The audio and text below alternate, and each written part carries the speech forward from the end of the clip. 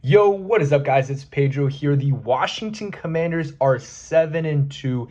Absolutely crazy. They beat the New York Giants 27-22. It wasn't pretty, but they got the job done. It's an NFC East rivalry matchup. It's not always going to be an easy game, even if the team isn't great. So we're going to talk about that in today's video. If you guys are new, go ahead and subscribe. We're close to 14K subscribers, less than 200 away. Help me do that. Make sure you guys check out BetUS as usual. So yeah, this game, I know a lot of people thought we were going to demolish them, or at least some Commanders fans thought we would. I never thought that because the Giants, at least, for like some of the games, have been playing well on defense. And then, of course, the Giants always have our number. It doesn't matter, who's our quarterback, who they have healthy. They always do pretty well against us. And today was kind of like that. But overall, it was a clean game by the Commanders offense.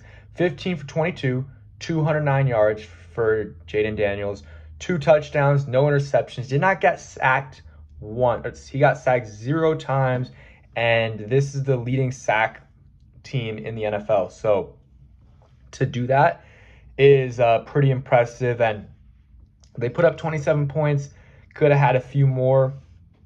They could have scored in that on that possession at the end.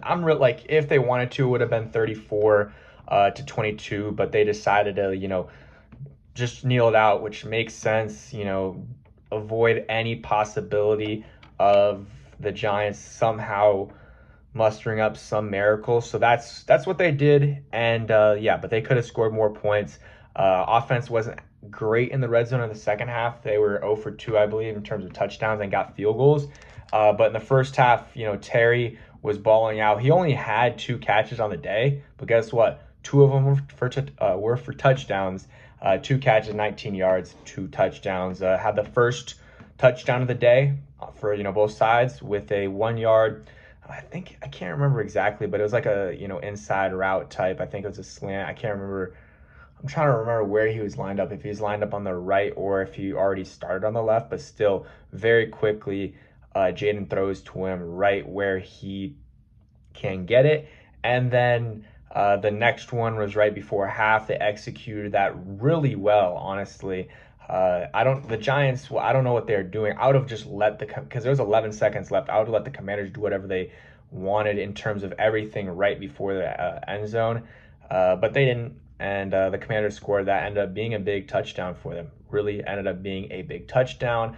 Other offensive guys, Noah Brown had some big catches, had a 31-yard catch, had a couple catches where Jayden honestly didn't put him in the best situation. One was like a hospital kind of pass, and he caught it for like 2-3 yards. And then the other one was kind of wobbly to the right side, and Noah Brown made the catch. He was also slipping at the same time. He had a good game. Zacchaeus had a nice, big 42-yard catch on second down, and at the end of the game where, it did matter. It did matter. Austin Eckler, 3 catches, 41 yards, continued to make big plays. De'Ami Brown had that 24-yard catch on 3rd and 18. That was huge. Talk about Terry. Ben Sennett, 1 catch, 12 yards, solid. He made a catch. Ertz didn't do much. 1 catch, 5 yards, the lowest of his season. And then running, Chris Rodriguez wasn't getting any run in the beginning, but he ended up getting 11 carries for 52 yards, 4.7 yards a carry, and the numbers were a little bit lower because of what he did in the red zone, or at the end there, just churning in those yards when the Giants knew that he was going to run like on the goal line, basically, or close to the goal line. Eckler, 11 carries, 42 yards, and a touchdown. Had a 20-yard run. Jayden, 8 for 35. Also had those kneels at the end, so probably more like 6 for 40, 6 for 38. Jerry McNichols, 8 for 20. So Brian Robinson was out, but they didn't, they missed him obviously at some points, but I think the run game was pretty good in this game. 27-22. The defense, you would like for them to do better against the Giants. An offense that doesn't really have... they have one really good player, Malik Neighbors, who didn't do a lot today, to be honest. Had 9 catches, 59 yards on 11 targets. But Theo Johnson, 3 catches, 51 yards and a touchdown. Also dropped like 2 or 3 passes, or at least had a couple passes where he should have caught. The Giants scored 22 points. Them going for 2, I think, hurt them. That lost them 2 points. They could have been at 24-27 instead of 22-27, needing a touchdown.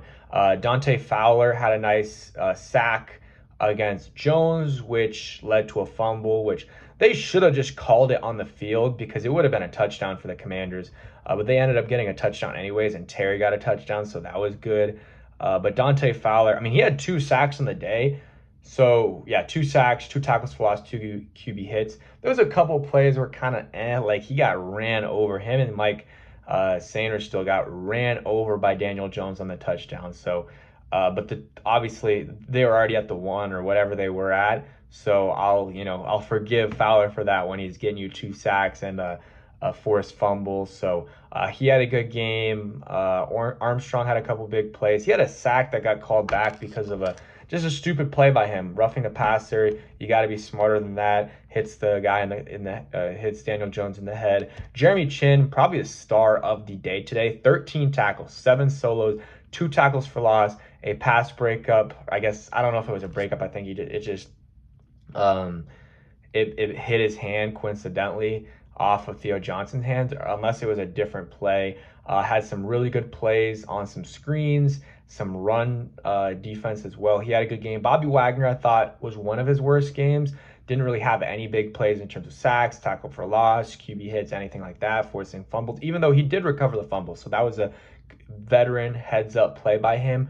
But he allowed a touchdown on the Theo Johnson play. Maybe I'm tripping and that's on someone else, but it looked like his depth wasn't great on that play. Johnny Newton didn't make any big impact plays, but I saw him making some plays there. Had 6 tackles on the day.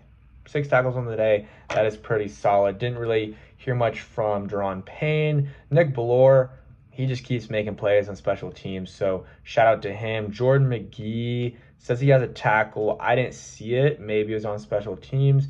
Darren Mathis got hurt. Hopefully he's all good. Eckler had a 35-yard return. That was good. Set up their drive there at the end. Zacchaeus had a nice, I guess it was 8-yard return, but it was solid, getting some yards there. Cyber is 25 of 27, I believe, on the year. Didn't have to kick anything crazy today, but 2 for 2 on kicks, long of 31, 3 for 3 on extra points. And then Tressway had 2 punts, average 54.5 yards, 1 inside the 20. So special teams honestly has been one of the strong suits of this team. They've been really, really good. So definitely want to give them a shout out for that because it hasn't been like that in the past. The kicking hasn't been good. The recovery or the returns haven't been good. The return defense hasn't been good. And guess what? Just want to say, did number 3 on the Giants, Deonte Banks, did he play today? If you don't know what I'm referring to, that's what he said. I don't know when he said it to Terry, but Terry scored 2 touchdowns on him. So, Deonte Banks can say all he wants that he allowed 19 yards to Terry. Well, guess what? 2 touchdowns. 2 touchdowns on the day for Terry McLaurin. So, Deonte Banks is very, very annoying. So I'm always happy when he struggles against Terry McLaurin. And 7-2. Was it a great win? No, it wasn't a great win. But it's an NFC East win. These are not easy to come by, especially against the New York Giants. Especially, it's an away game, even though Daniel Jones threw his first touchdowns in MetLife since 2022, I believe, which is crazy. Some of that's injury, some of that's just him being terrible. But again, you win a game on the road against an NFC East team. Again, that's not always easy to do. So got to give them their credit there. I think a lot of Washington teams in the past here would have lost, so them winning is huge. You're 7-2, and I believe you play the Steelers next week. It's a winnable game. I'm not saying they're winning it, but that game, if you win that, you're 8-2. I mean, they're already sitting really pretty in terms of just making the playoffs. I mean, the Cowboys lost today, 27-21. They might have lost their quarterback in Dak Prescott. He got hurt, and then I'm trying to think the Eagles play later today. Hopefully they lose. It's going to be, I'm trying to think, who do they play? Who cares? Let's see. They play the Jaguars. So probably not going to lose that, but who knows? Overall, good win for the Commanders. Jayden looked good again. No turnovers, 2 touchdowns, solid running the football. He avoided some sacks as well. Phillips, the number 22 on the Giants, came on the rush. He was a free blitzer, I believe, and Jayden kind of dipped a little bit And I don't know if he ran or passed it, but he also has some other runs where he just made Brian Burns miss, or Brian Burns barely miss, or barely miss a tackle on him. So Jayden was good today. If I had to give him a grade, like I'm giving him like an A minus. Like he wasn't outstanding. Like he did miss some throws, and he didn't make like a ton of insane plays, but he didn't make really any bad plays. No throws in harm's way, and yeah, overall had a good game. I would say like one throw, the first throw of the game that by him was not great, kind of behind Noah Brown, but besides that, he was good. And Noah Brown continues to be a great signing for the Washington Commanders, a signing that all the fans wanted, and not Ron Rivera.